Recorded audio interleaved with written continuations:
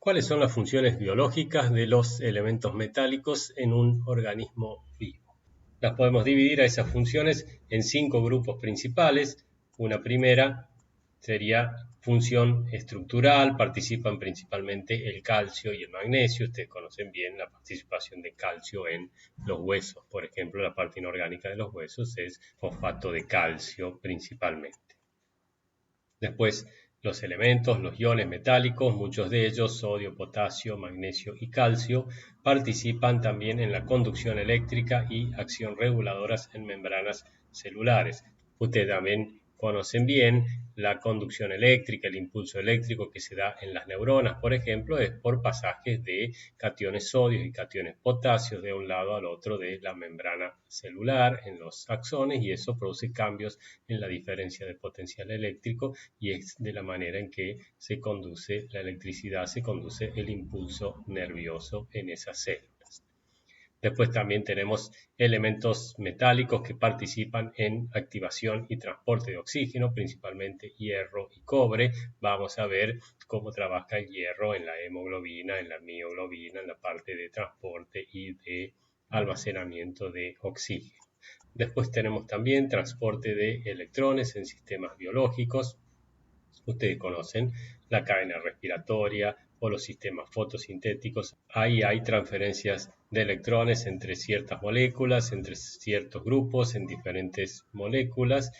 Y lo que vamos a ver es un poco de ejemplo de cómo se transfieren esos grupos y esas moléculas, los electrones, y cómo participan estos elementos, hierro, cobre y molibdeno.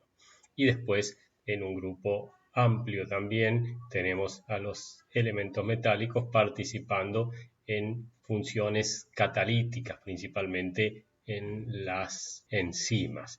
Vamos a ver que el centro activo en la gran mayoría de estas enzimas es el catión metálico, y son las propiedades de ese catión metálico las que hacen que esas enzimas actúen como buenos catalizadores. Como estamos en química bioinorgánica, no vamos a ver a estos sistemas biológicos de la manera en que ustedes ya lo han visto seguramente en química biológica, describir cómo es la cadena respiratoria, describir el ciclo de Krebs, etcétera, etcétera. Acá en bioinorgánica nos vamos a centrar en el elemento metálico, en el catión metálico, principalmente en el elemento de transición, y vamos a ver cómo está unido, a qué ligandos está unido en esa molécula y por qué las propiedades de ese elemento hacen que ese sistema o esas moléculas tengan las funciones catalíticas o de transporte de electrones que poseen.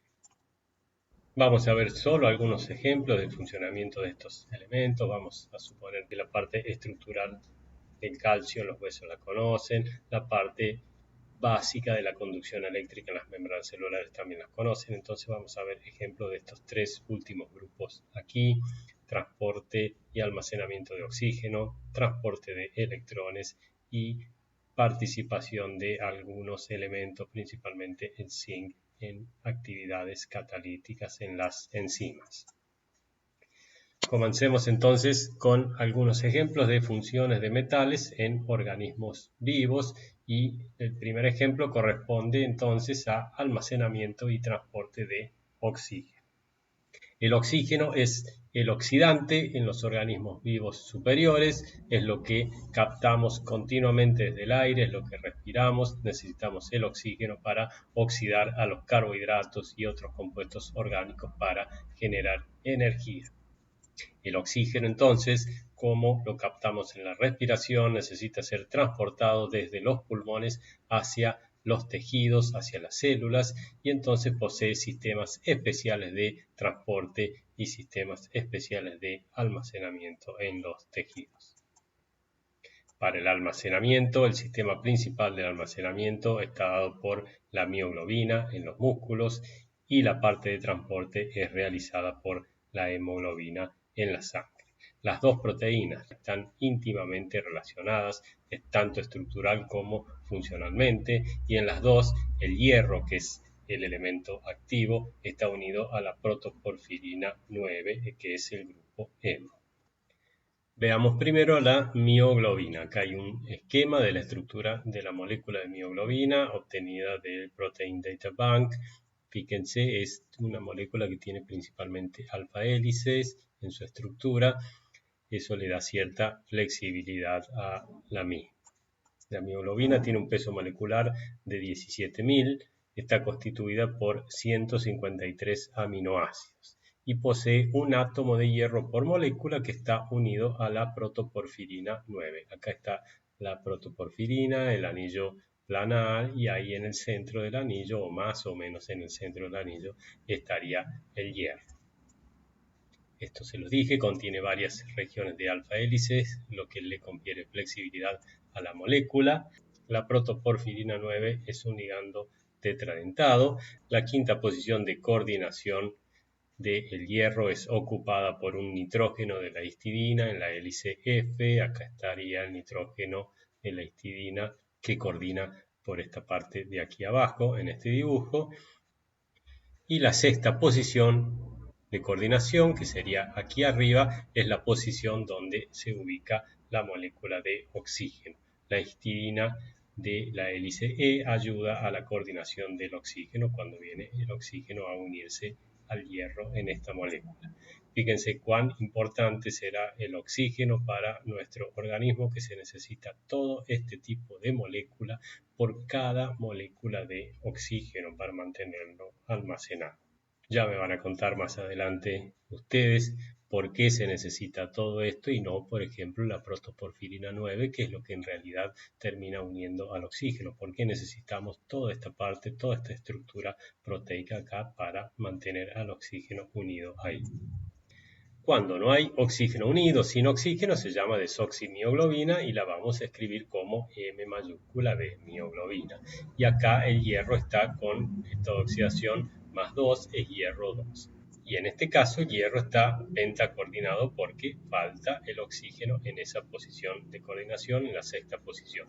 Cuando se une el oxígeno se forma lo que se llama la oximioglobina y la vamos a escribir de esta manera, oxi-MB, y aquí el hierro está en un ambiente octaédrico.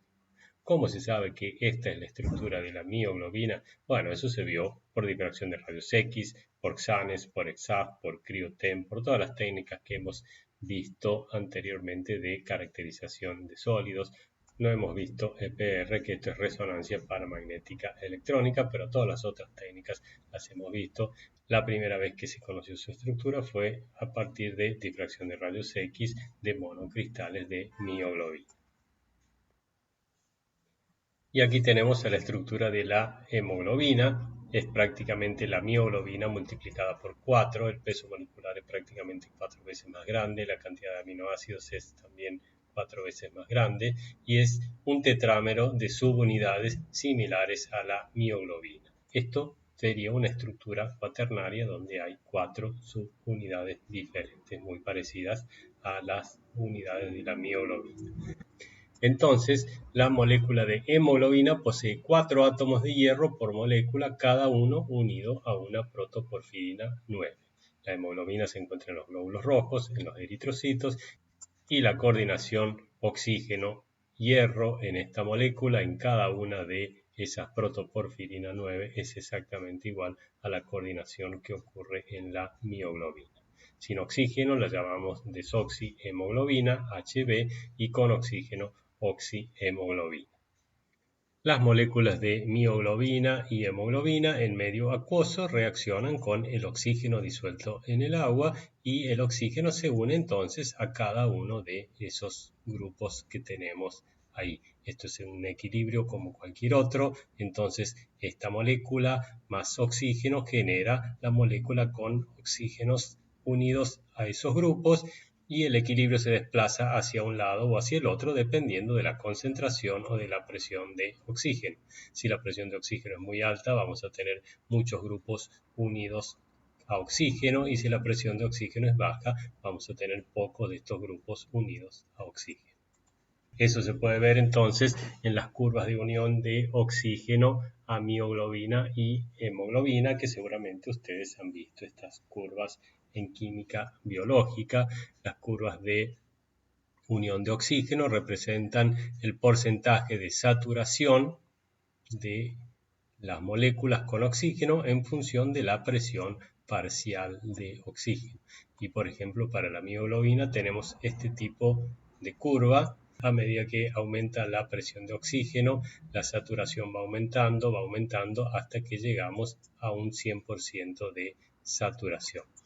Es un equilibrio normal donde entonces la mioglobina reacciona con oxígeno para generar el producto de la reacción, tiene su constante de equilibrio y por lo tanto si la concentración o la presión de oxígeno es alta, está desplazado hacia producto y vamos a tener prácticamente 100% de saturación. ¿Cómo se puede medir eso experimentalmente? Tanto con mioglobina como con hemoglobina. Déjenme adelantarme un poquito y ya volvemos a estas curvas. La hemoglobina y la mioglobina son coloreadas. Ninguna parte de la cadena proteica es coloreada. Los aminoácidos no son coloreados. Lo que sí es coloreado es el hierro. El color de estas moléculas se debe a la presencia de hierro que está formando un complejo.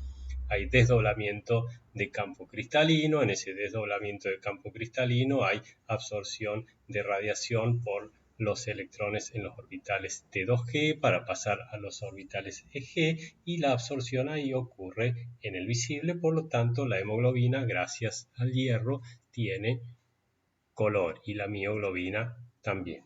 ¿Y qué pasa cuando se coordina el oxígeno? Cambia el desdoblamiento de campo cristalino, cambia la energía de separación entre los orbitales T2G y los EG y por lo tanto el espectro cambia. Y aquí tenemos entonces espectros de hemoglobina, en este caso con diferentes contenidos de oxígeno. Cuando la presión de oxígeno es 0, tenemos este espectro que viene por acá. El hierro está absorbiendo radiación en el visible, pero cuando se le une el oxígeno, por ejemplo, 100 milímetros de mercurio, esto debe ser como para saturar a la molécula, tenemos este otro espectro aquí. Cambió totalmente el espectro. Este que vemos último es el de la oxihemoglobina y el primero era el de la desoxihemoglobina.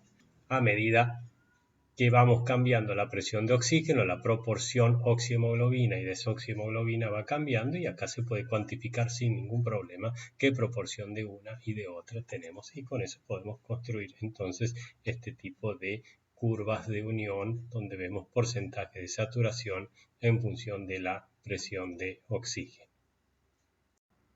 Analizando la forma de las curvas, uno puede tener una idea bastante rápida de la afinidad que tienen la mioglobina y la hemoglobina por el oxígeno. Y eso lo podemos ver a partir de las pendientes de las curvas. Miremos acá, en el caso de la mioglobina, empieza con una pendiente muy alta, quiere decir que a presiones muy bajas de oxígeno ya el porcentaje de saturación es elevado. Esto me está indicando entonces que la mioglobina tiene buena afinidad por el oxígeno. Miremos en esta condición acá, que la presión de más o menos de oxígeno es 5 kilopascales, que es la presión de oxígeno que hay en los músculos, en las células musculares. A esa presión la hemoglobina se satura solamente un 40%, mientras que la mioglobina se satura un 90%. Está diciendo que la mioglobina tiene muchísima más afinidad por el oxígeno que la hemoglobina. Esto es lo que necesita el organismo. Cuando llega la oxihemoglobina a los músculos, la hemoglobina con el oxígeno unido, en esas condiciones y se encuentra con la mioglobina tiene mucha más afinidad por el oxígeno que la hemoglobina y por lo tanto la hemoglobina le cede el oxígeno a la mioglobina, que es la que lo capta en los músculos. Y lo que es interesante para la curva de la hemoglobina es que es una curva más o menos sigmoidea que empieza con una pendiente bastante baja, o sea que al principio tiene poca afinidad por el oxígeno, pero llega un momento donde la afinidad es bastante alta. Esto también es conveniente para el organismo, hace que a presiones bajas la afinidad de la hemoglobina por el oxígeno sea mucho menor a la de la mioglobina y por lo tanto se lo pueda ceder sin ningún problema. En cambio, cuando estamos a las presiones del aire en los pulmones, que es la presión parcial de oxígeno que hay en el aire, ahí la afinidad de la hemoglobina por el oxígeno es bastante alta y lo capta prácticamente todo y se satura prácticamente en un 90%. Este hecho de tener afinidad bien baja a bajas presiones y afinidad bien alta a altas presiones es debido a esta forma sigmoidea de la curva de unión del oxígeno a la hemoglobina. Esta curva sigmoidea me indica que hay cooperatividad entre los diferentes grupos hemo de la misma molécula de hemoglobina. A presiones bajas, cuando un oxígeno se une a un grupo hemo, la afinidad es relativamente baja, pero para que se una el segundo oxígeno ya la afinidad es más alta porque está aumentando la pendiente, un tercer oxígeno es más alta y la afinidad termina siendo más alta para la unión de un cuarto oxígeno. Esta cooperatividad, esta forma sigmoidea de la curva, depende en forma directa de la química de coordinación del hierro, de lo que le pasa al hierro cuando se está coordinando a la molécula de oxígeno. Y es lo que vamos a ver ahora. Veamos cómo es la geometría de la coordinación del oxígeno al hierro en la hemoglobina, y acá tenemos los dos casos, el de la desoxihemoglobina que con oxígeno genera la oxihemoglobina, acá tenemos la molécula de dioxígeno coordinada al hierro y acá no la tenemos coordinada. En la desoxihemoglobina tenemos hierro 2 que es pentacoordinado, falta justamente ocupar la posición de coordinación del oxígeno 2. En estas condiciones el hierro es de spin alto y por lo tanto tiene sus 6 electrones D, tiene 4 electrones en los orbitales de más baja energía, los T2G, y 2 electrones en los orbitales EG. O sea que es paramagnético con 4 electrones desapareados. El orbital de X cuadrado y cuadrado, que es uno de estos EG, al estar ocupado, genera repulsión con los electrones de los nitrógenos porfirínicos. Este orbital tiene sus lóbulos, sus densidades electrónicas, principalmente localizadas sobre los ejes de coordenadas, y por lo tanto va a generar repulsión con los electrones de los nitrógenos porfirínicos, y esa repulsión lo que hace, en definitiva, es que uno lo puede interpretar como que el radio iónico del hierro es relativamente grande y no encaja perfectamente en el anillo. Por lo tanto, el hierro está desplazado unos 0,75 Armstrong respecto del plano porfirínico.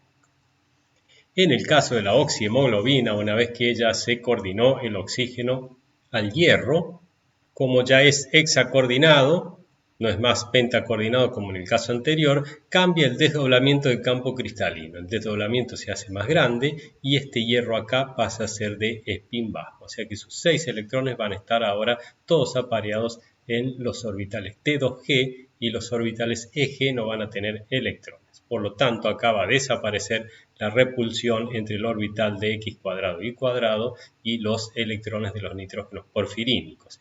Es como que el radio iónico del hierro 2 en este caso es más pequeño y por lo tanto se puede ubicar en el hueco porfirínico, se puede ubicar en el plano porfirínico y no está desplazado unos 0,75 Armstrong como estaba este otro. Una imagen vista de costado de lo que sería el anillo porfirínico y el hierro desplazado, lo tenemos acá en este esquema, el hierro está un poquito más para abajo, en cambio cuando está la molécula de dioxígeno unido, el hierro entra en el hueco y está justo sobre el plano del anillo porfirínico. El hecho que el desdoblamiento del campo cristalino cambie cuando se une la molécula de oxígeno y que ocurra este desplazamiento es crucial para la cooperatividad en la molécula de hemoglobina. Cuando ocurre este desplazamiento, también se va a desplazar la histidina y todo este desplazamiento es transmitido a la cadena proteica y va a llegar hasta al siguiente grupo hemo y va a beneficiar la unión del segundo oxígeno a ese segundo grupo hemo. Ahí se va a unir el oxígeno, se va a desplazar el hierro como en este caso y va a desplazar a toda la otra histidina y eso se va a transmitir al tercer grupo hemo, va a mejorar la afinidad del oxígeno por el tercer grupo hemo y así con el cuarto grupo hemo. En definitiva, lo que vamos a terminar teniendo es una curva sigmoidea de este tipo donde se ve perfectamente la cooperatividad entre los grupos hemo y esa cooperatividad es principalmente debida a las características del hierro, a cómo puede acomodarse aquí en el anillo porfirínico y desplazar y pegar el tirón, digamos, a toda la molécula de hemoglobina. Acá hay ejemplo de las dos estructuras límite, sería la de la desoxihemoglobina cuando no hay oxígeno unidos a los grupos hemo y cuando hay oxígeno unido a los grupos hemo, la de la oxihemoglobina. Son dos estructuras que se han obtenido por difracción de rayos X, cristalizando a la desoxihemoglobina y cristalizando a la oxihemoglobina. Y miren cómo cambia la estructura de manera muy significativa, y eso es debido a que los átomos de hierro se están desplazando para acomodarse en los anillos porfídicos. La coordinación del oxígeno al hierro, acá es para que recuerden, es como vimos en organometálicos, es la coordinación, hay que suponer que el oxígeno está como oxígeno singlete, entonces con un par de electrones en uno de sus orbitales pi antienlazantes y el otro orbital pi está desocupado. A través del orbital pi ocupado con electrones es donador sigma y con el pi desocupado es aceptor pi. Y ahora podemos ver un ejemplo de un sistema modelo. Como les comenté al principio, la química bioinorgánica estudia los sistemas biológicos, pero también estudia sistemas modelo de laboratorio más simples, donde se trata de imitar, mimetizar el comportamiento de ese sistema biológico, por un lado para tratar de reproducir las funciones y por otro lado también para tratar de aprender cómo trabaja ese sistema en los medios biológicos. Como sabemos que en la molécula de hemoglobina tenemos una porfirina, un grupo porfirínico con hierro donde se capta el oxígeno. Bueno, no construyamos una molécula proteica, hagamos algo más simple, preparemos alguna porfirina con hierro, preparemos una solución de esa porfirina para ver si realmente une al oxígeno y puede ser transportadora del oxígeno y lo puede captar reversiblemente. Cuando se hacen esos experimentos, supónganse que tenemos una solución de esta sustancia, una porfirina, acá con un hierro y un ligando, por ejemplo, que haya acá una histidina para tratar de mimetizar lo mejor posible. Cuando le agregamos oxígeno, lo que ocurre es que el oxígeno se une perfectamente a esta porfirina, pero se une perfectamente a esta otra, porque están las dos en solución. Entonces actúa como puente, primero se une de esta manera y termina generándose un compuesto de este tipo de manera irreversible. ¿Qué podemos aprender de esto? Es que es muy probable que principalmente toda la estructura proteica de la molécula de hemoglobina sea para generar efectos estéricos, para proteger a cada uno de los grupos hemo para que no pueda ocurrir esta reacción. Un grupo hemo está en un lado, otro grupo hemo está en otro lado de la molécula y no pueden encontrarse entre ellos y por lo tanto no puede ocurrir esta reacción de manera irreversible. Si realmente la molécula de proteína actúa como protectora de estos grupos, nosotros podríamos sintetizar algunas porfirinas sustituidas con grupos que sean protectores. Y realmente, si uno sintetiza esos grupos, miren esta molécula acá, una porfirina en canasta, es como si fuera una canasta, este es el hueco donde viene el oxígeno y acá estaría la manija de la canasta.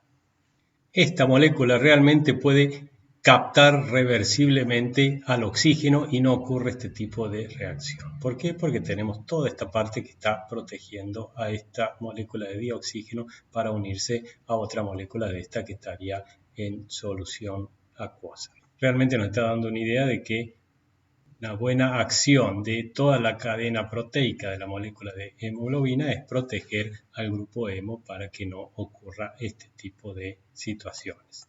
Aquí tenemos otro ejemplo de otra molécula con una porfirina sustituida, con palitos ahí como si fuera un corral, justamente se llama una picket fence porfirina, esto picket fence es esto, la picket fence es esto como si fuera un corralito de maderas.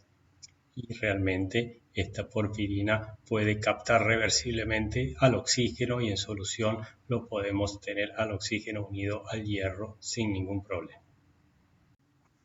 Realmente los sistemas modelo permiten muchas veces aprenden mucho acerca de cómo es el funcionamiento del sistema biológico y a su vez permiten obtener sustancias que mimeticen el comportamiento de los mismos. Son muy útiles en ese sentido.